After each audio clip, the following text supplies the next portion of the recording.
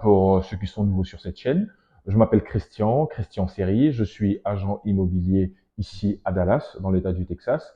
Et donc voilà, je suis le fondateur de Business Apéro Christ Dallas, ici à Dallas. Donc voilà, Business Apéro Christ, c'est un événement qu'on organise, que j'organise ici, où on parle du business et des gens du royaume, comment impacter par rapport à notre business. Donc j'étais à Abidjan et pour ceux qui sont ici aux États-Unis, nous avons Business Apéro Christ le 16 décembre ici à Dallas. Nous allons parler de témoignages, voilà. Comment est-ce que le Créateur, le Seigneur, nous a aidés durant cette année 2023 dans notre business. Donc voilà, c'est un événement assez majeur. C'est le dernier de l'année que j'organise le 16 décembre ici à Plano, dans le Texas. Et également pour ceux qui sont à Paris, il y aura Business Apéro Christ également le 16 décembre, le même jour.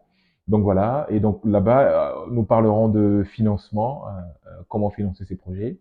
Donc c'est le 16 décembre, c'est dans le 11e à Paris. Donc voilà, je vais faire défiler les infos là, voilà, en bas, vous allez voir ça. Donc voilà, le but de cette vidéo d'aujourd'hui, c'est de vraiment parler d'opportunités en Afrique. Si vous avez remarqué, la chaîne, je l'ai renommée, hein, elle s'appelle maintenant Tout se passe en Afrique. Tout se passe en Afrique. Donc c'est le nom que j'ai trouvé pour cette chaîne-là, parce que vraiment, effectivement, tout se passe en Afrique. Moi, je suis africain, hein, vous le voyez. Je suis africain. J'ai passé quand même une grande partie de ma vie en Europe, en France, et après, je me suis expatrié aux États-Unis où je suis dans l'immobilier ici. Donc voilà. J'étais à Abidjan il y a quelques semaines. J'ai été frappé vraiment par toutes les opportunités quand même qu'il y a à Abidjan. C'est fou, c'est dingue. On a on a nos problèmes, hein, des problèmes qui sont là, qui sont inhérents vraiment à l'Afrique. Donc voilà. Mais on sent euh, une évolution, on sent qu'il y a qu'on avance, que les choses bougent vers l'avant. Déjà en termes d'infrastructure, en termes d'infrastructure routière, c'est quand même, j'allais dire, c'est intéressant. J'ai conduit, j'ai fait Abidjan jusqu'à Daloa et j'étais avec de la famille. On était juste en train de parler, discuter, et puis je me suis même pas rendu compte, on était déjà à Yamoussoukro. J'étais là en moins de 2 heures, Yamoussoukro, j'étais surpris, quoi. Et on parlait, je me suis même pas rendu compte, boiflé. Et on est arrivé à Daloa comme ça, et c'était vraiment smooth. Sur la route, franchement, pas de crevasse, la conduite était smooth. Pourquoi je parle de ça? Parce que le réseau autoroutier est très très important dans le développement d'un pays, d'une nation. C'est très important.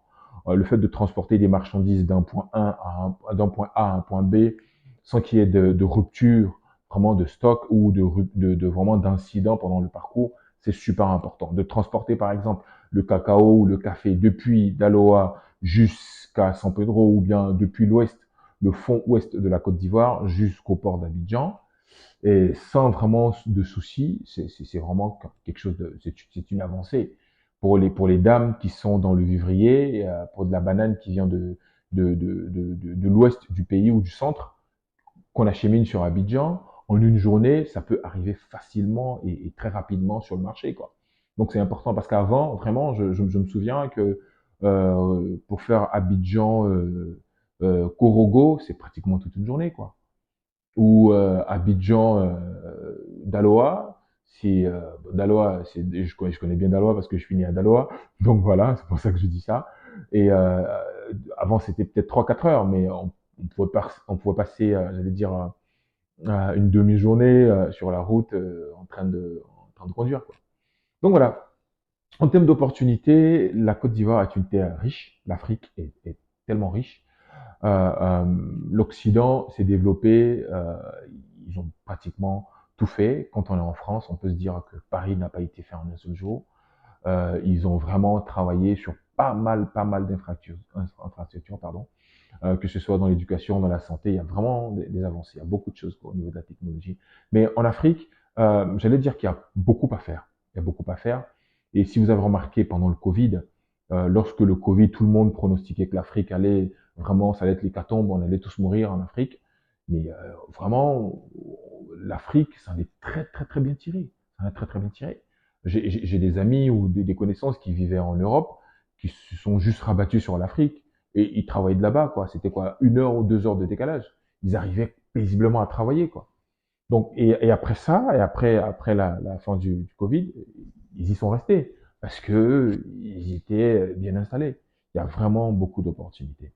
J'allais dire en termes même de la nourriture. La nourriture, on mange de la nourriture quand même, j'allais dire quand même bio parce que ça sort de la plantation ou bien ça sort du potager. C'est des produits qui sont frais.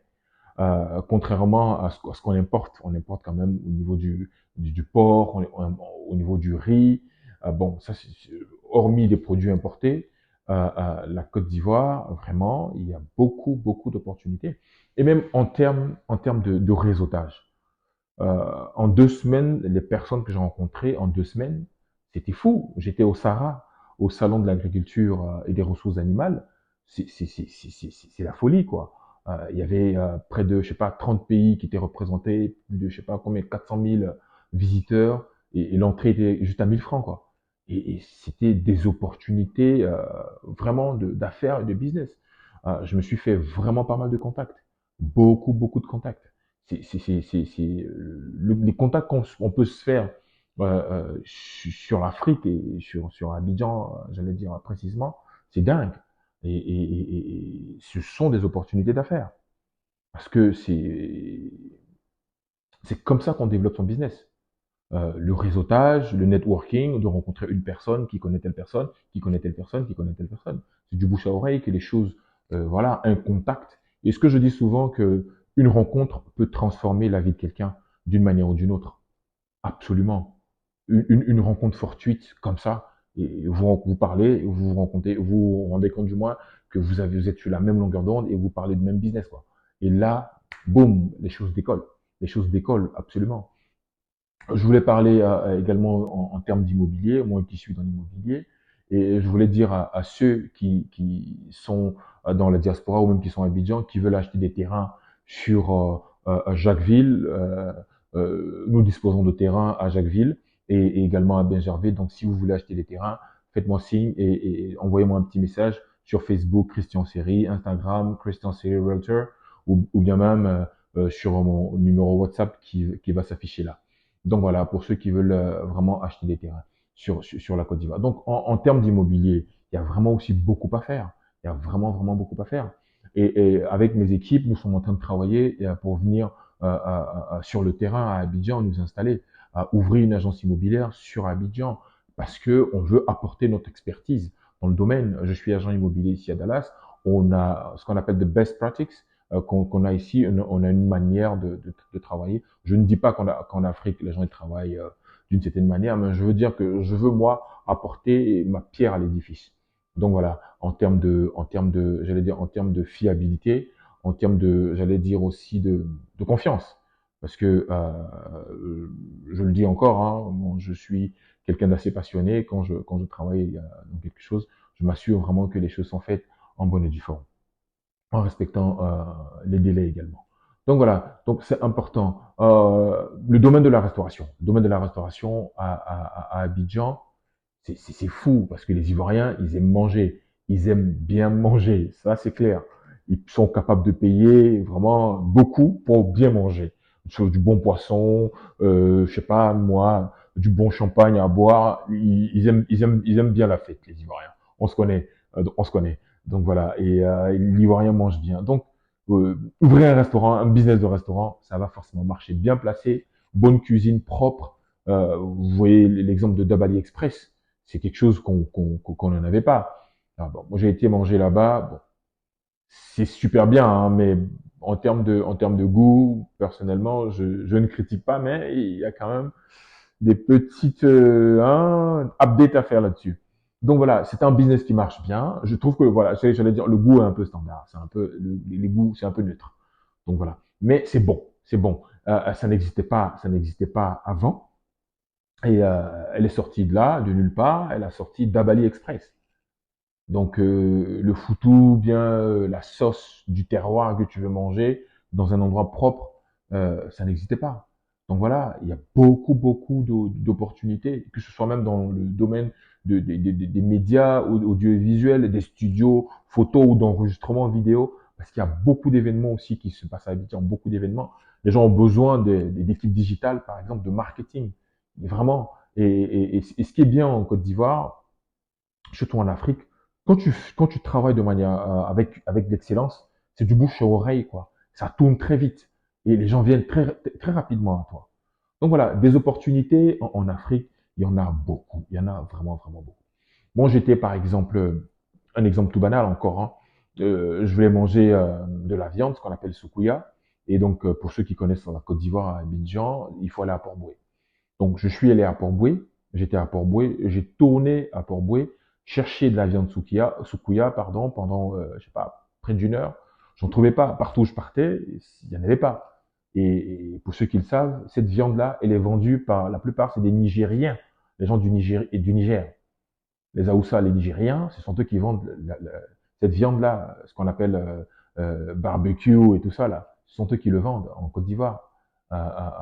Et donc, j'arrive, le dernier endroit que je trouve, j'étais parti avec un membre de ma famille, on arrive là, il y avait pratiquement plus de viande. Et il y avait juste des gros os qui étaient là, et un peu de viande là-dessus. Et c'était un jeune homme qui servait là, c'est lui qui vendait la viande là, quoi. Un petit morceau de viande comme ça, c'était 14 000, 15 000 francs CFA, 20 000. Il y avait rien là-dessus. Mais c'est lui qui dictait les prix, c'est lui qui disait, et il décidait que c'était ça le prix. Voilà, si tu veux de sa viande, bah, tu vas l'acheter, quoi. Si t'es pas d'accord, bah, tu vas ailleurs. Bah, à ce moment-là, il y en avait pratiquement pas. Et on voulait vraiment en manger. C'est pour dire quoi? Les opportunités, il y en a. Donc voilà, les gens viennent en Côte d'Ivoire, ils réussissent bien. Donc moi, je dis souvent que la Côte d'Ivoire est une nation qui est c'est une bonne terre. C'est une bonne terre. Je veux vraiment dire à nos frères qui sont sur le terrain, euh, qu'on puisse changer vraiment notre manière de voir, parce que de la richesse, il y en a partout. C'est juste de se lever, de se retrousser les manches. Il y a des opportunités, quoi. Il y a des opportunités. J'avais vu un reportage d'une Ivoirienne, elle est pharmacienne, une jeune pharmacienne qui a laissé son boulot de pharmacienne avec 600 000 francs CFA. Elle a ouvert une ferme de cochons. Vous êtes pas sans le savoir que Yopougon est l'endroit où l'homme consomme le plus de la viande de porc partout, hein. J'allais dire même en Côte d'Ivoire, même après la Chine. Avec 600 000 francs, elle a commencé l'élevage de porc. Et aujourd'hui, je sais pas à combien de têtes elle est. Elle était pharmacienne, hein. Pharmacienne, c'est quoi, 6 ans ou 10 ans 10 ans d'études. Donc voilà, je voyais des jeunes qui font ce qu'on appelle les josseurs de Nama, là, qui gardent les voitures, qui surveillent les voitures, des jeunes d'Ivoiriens qui sont là à pleurnicher. Je ne dis pas que c'est pas un bon métier, mais je veux dire que c'est d'ouvrir les yeux, de se rendre compte des bontés, de toutes ces richesses qui sont autour de nous, qu'on n'utilise pas. L'agriculture, par exemple, la culture du piment, la culture du manioc, c'est quelque chose de concret, quoi. Et donc voilà, il y a tellement de choses à faire, tellement de choses à faire, tellement de choses à faire. C'est vraiment d'identifier un problème et d'apporter une solution. Et Dieu seul sait quels sont les problèmes auxquels nous sommes, j'allais dire, exposés, ou des problèmes qui ont besoin de solutions. En Afrique, il y en a beaucoup, il y en a beaucoup, il y en a beaucoup. Donc voilà, c'était juste encore pour encourager chacun de nous. Il y a de la richesse, il y a de la richesse. C'est vraiment, on a besoin de discipline et de décision. Il faut qu'on décide. Je décide que moi, ma situation que je vis ne m'arrange plus et je veux prospérer. Donc, à un moment, il faut décider. Si tu ne décides pas, personne ne va le faire. Parce que ceux qui viennent, qui immigrent en Côte d'Ivoire, et même on parle même en termes de musique, quand vous prenez l'histoire de la Côte d'Ivoire, tous les grands musiciens d'Afrique, ils ont tous, d'une manière ou d'une autre, ils ont vécu à Abidjan, ils ont vécu en Côte d'Ivoire. Et c'est de là que leur succès vraiment est parti. Hein. Vous allez prendre Kofi Olomide, Rochero, Tchala Moana, tout ça, tous ces grands musiciens-là, Lokwa Kanza, ils ont vécu en Côte d'Ivoire. Papa Wemba, Manu Dibongo, et tout ça. Toutes ces grandes figures. C'est pour dire quoi? Notre pays, la Côte d'Ivoire, même l'Afrique, on a des ressources. C'est juste de prendre conscience et de se dire qu'il y a quelque chose à faire. D'accord? Encore voilà, si vous voulez qu'on parle d'un autre sujet, n'hésitez pas à faire des commentaires. Et donc voilà, voilà. Si vous connaissez quelqu'un qui vient s'installer ici à Dallas, dans l'État du Texas, il n'y a pas de souci, faites-moi signe pour que je puisse aider cette personne qui, si elle cherche un logement, que ce soit de la location, acheter ou vendre, faites-moi signe, je suis disposé. D'accord? J'espère que vous avez apprécié cette vidéo. On se retrouve très très bientôt sur cette chaîne que j'ai dénommée maintenant tout se passe en Afrique. Nous allons parler d'immobilier ici aux États-Unis et aussi en Afrique et d'opportunités. Allez, salut, à bientôt.